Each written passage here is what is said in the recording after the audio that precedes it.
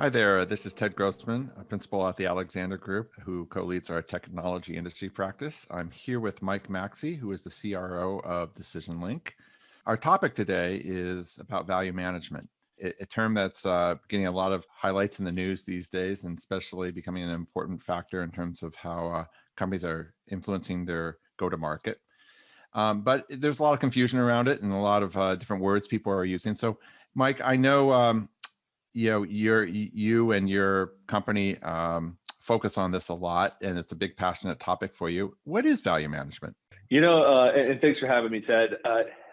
Value management is about assuring that every touch along your customer engagement is based upon the business impact that your product or service has for them, whether it's before the buyer actually involves or engages a salesperson. Much of the buying journey is done on their own these days, all the way through to the sales engagement. And as you're, talking about solving problems, measuring how we can solve those problems, implementing, solving the problem, and then measuring the impact and assuring that you're doing the value realization associated with, what your customer is seeking to solve.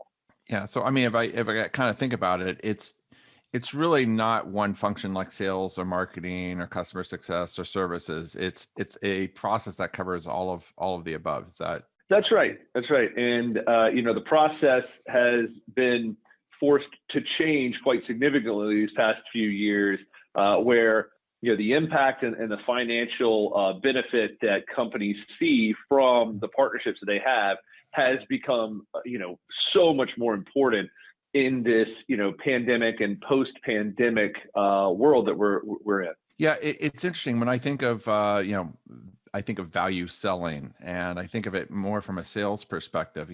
How do I tell the customer what kind of value they're going to receive? But this seems broader than that.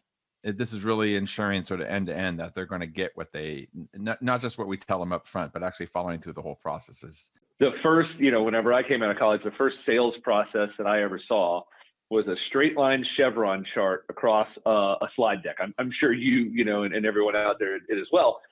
But today, with so many things moving to a subscription economy, there is no linear end-to-end sales process. Your customer is the most empowered buyer that anyone's ever seen on the planet. And every year, they get to choose whether to continue to engage with us or to go and do something else. And the whole world has been shifting or wanting to shift to this recurring revenue and subscription model. It's not just technology and software, which seem to lead the way, but in heavy equipment manufacturing, you could subscribe to a tractor, believe it or not. I shaved this morning with a razor that I subscribed to. And so that subscription phenomenon means that we need to be talking about the business impact, the value of our service and product with the customer, not only through that flat, linear, traditional sales process, but there is a complete cross-sell, upsell value realization that we have to make sure that we are delivering what we said we would. And the companies that do that earn customers that continue to increase and expand with partnership, because it's a rare thing. So I know this might sound a little trite. I mean, people have been talking about solution selling and talking about value in general for a long time, but how do companies, or what do you see companies doing today to actually define value up front? At the end of the day, what we need to be talking about is what is the business outcome and the problem that we're trying to solve. And when we help the sales reps focus on what are the problems that we together in this partnership are trying to solve, what's the business value of trying to solve those, and what's very important to help the sales reps and anyone in the field understand is, what are the differentiated value points that make you unique? And by the way, Ted, if you care about this, we're the only ones that can deliver it for you. If this, $1 million in increased revenue or savings, or whatever, those types of things, those are golden moments with the customer when they agree upon. And I think everybody out there can say that, those kind of relationships are great. And when we scale those and get that throughout our organization, amazing things happen. This was always left up to the sales teams. Maybe marketing got involved a little bit, but who does this inside companies? I mean, is this something that there's centralized functions for it? Is it still left up to sort of the salesperson? It's an interesting time. There's a lot of analysts that are covering this space because it's very much in a transitionary point where you have innovative companies that my answer to you would be every single person, every single function in that company is aligning towards the business impact and the value that those products and services are having, and then validating that, and then validating their product roadmap, their messaging.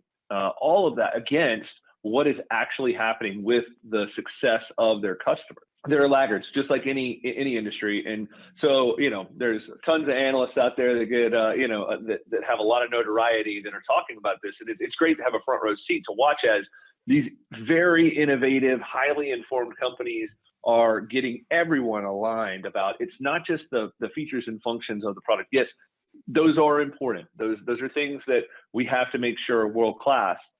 How is the customer understanding those and really benefiting from them and transmitting that all the way through the value chain of your organization and how you then go to market? So hopefully that paints picture for you, Ted. There's a lot of boats that all have to be rowing in the same direction. So it's gotten, if you have a CEO who's saying, hey, I want us to be customer focused. I want us to be all about the customer and solving the customer's value.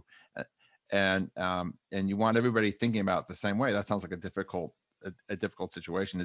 Are you seeing companies sort of reorg or having heads of value management, or what are companies doing to help get that alignment that, make it happen? Because I imagine that's a very difficult thing to do. Well, you have the companies that have thought about value, but thought about it in a way where it was something that was its own discrete function that was handled by a department. Maybe they hired value engineers, right? And if you needed to talk about value, you would pull someone in to do that.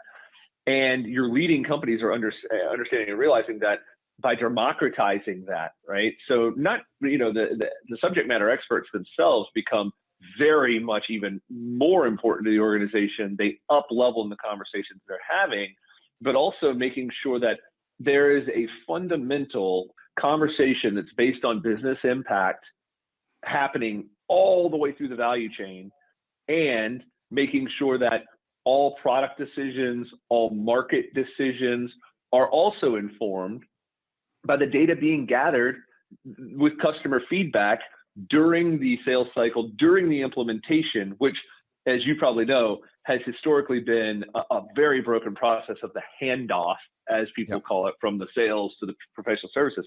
But fixing that and having a North Star that guides that customer relationship, implementation, all of it against what are the business problems we're trying to solve and what are the impacts and outcomes we're looking for.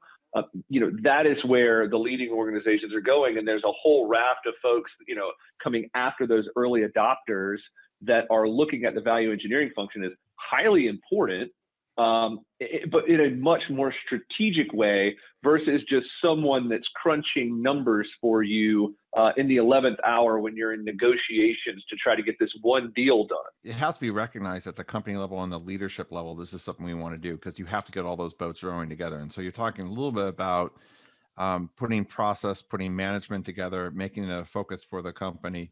Because of this black swan event of COVID, boards of directors are starting to talk about this problem of, retaining customers. Net revenue retention, NRR, is, if you have a subscription-based business, which so many people pivoted towards, we had never had this moment where suddenly the economy was rocked so hard. The leading companies that were having those conversations and already had made the transformation to being value-based, they had a much easier time defending their position. And so now, as you said, the executive level sponsorship and the visibility on this space has just grown immensely because people are saying, wow, we learned our lesson. We got lucky here. let's not do that again. Mike, thank you for your time today.